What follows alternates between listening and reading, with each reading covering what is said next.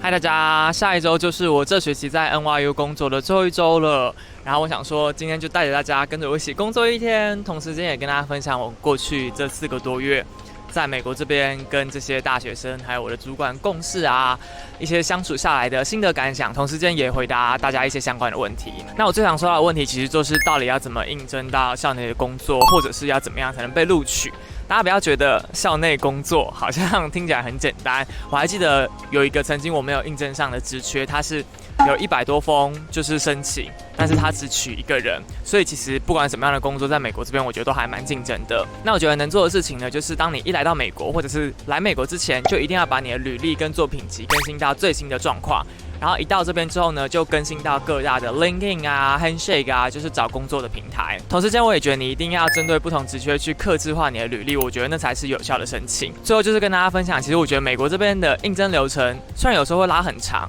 但是有时候真的也是快到一个不行。我还记得我这份工作是在开学前1周收到面试邀请，然后3天之后被录取，然后再3天之后我就直接上班。所以真的就是不到最后一刻，不要放弃好吗？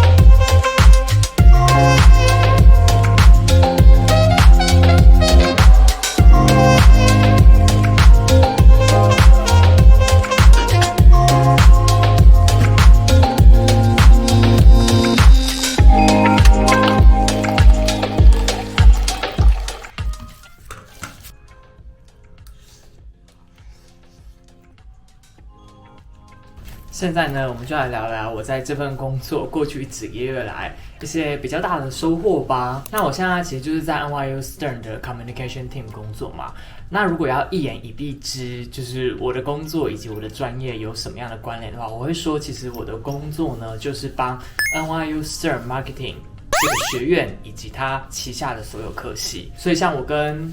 大学生合作，推出一些线上或线下的活动啊，跑一些广告啊，或者是社群上面的各种策略，其实最终的目的都是希望可以增加就是美国或者是各种国家的高中生对于 Stern 这个学院的向往，然后以及最后就是 apply 这边的科系。我觉得跟以前很不一样的是，这种行销是非常长期的，像是我这个学期做完，我还是不知道可能未来那一年申请 Stern 这个学院的人会有多会增加多少，就是这些东西都不是肉眼或者是数字上马上可以就是去理清的。那跟我以前在科技公司怎么做行销去跑广告，基本上就是可能现在跑几小时后，你就会知道说结果是好是坏，然后你就可以去优化。然后这也是我第一次知道说，原来在教育就是 education 的产业里面也有这样子 marketing 的事情可以去做。那就更不用说跟我一起共事的人，他们就是全部都是外国人。那跟我以前在台湾的外商公司，可能一半是台湾人，一半是外国人的那种工作感觉又非常的不一样。然后我觉得美国跟亚洲的工作步调还是有差，我觉得亚洲还是快蛮多的，美国这边就是至少我在 NYU 我觉得步调没有这么急这么赶。所以这学期结束之后，其实我有觉得我还是对教育蛮有热忱的，因为我以前在台湾的时候也有开过一些 workshop， 然后我也有去高中上过行销相关的课，然后透过这个工作也让我了解到说，说不定以后 education 或者是教育机构也是一个我可以去从事的选项，毕竟它还是有 marketing 的事情可以去做这样子。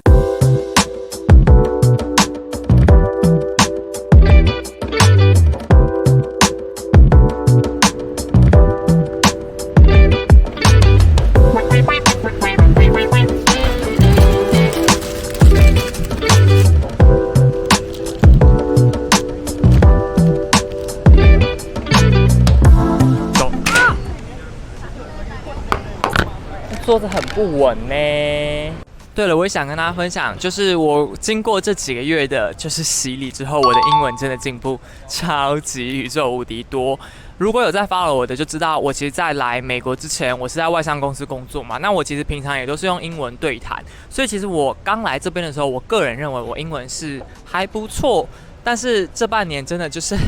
让我从还不错进步到现在要跟同事或者是我带的大学生们打屁聊天那种程度的对话都没有问题，就不单单只是局限于工作上或者是日常简单的对话。那我其实自己也很常收到说，要如何提升英文这样子的问题。这几年下来的经验告诉我，就是如果你去参加那种补习班啊，或者是用上课的方式去提升你的听说读写，我觉得那种程度真的有限，顶多就是让你在日常沟通上没有什么问题。你要做的事情就是找一个机会把你自己丢进那个环境里面，比如说结交外国朋友啊，或者是像我现在是跟外国人一起住，我觉得找外国室友也是不错的选择。我觉得在这种情况下才能真的让你了解到怎么去灵活运用的使用英文，而不是很拘泥于说一些文法啊，或者是一些很制式的口语表达。我知道找到这种机会可能不容易，但是我觉得这种方法才是我个人认为觉得最有效也是最快速的方法。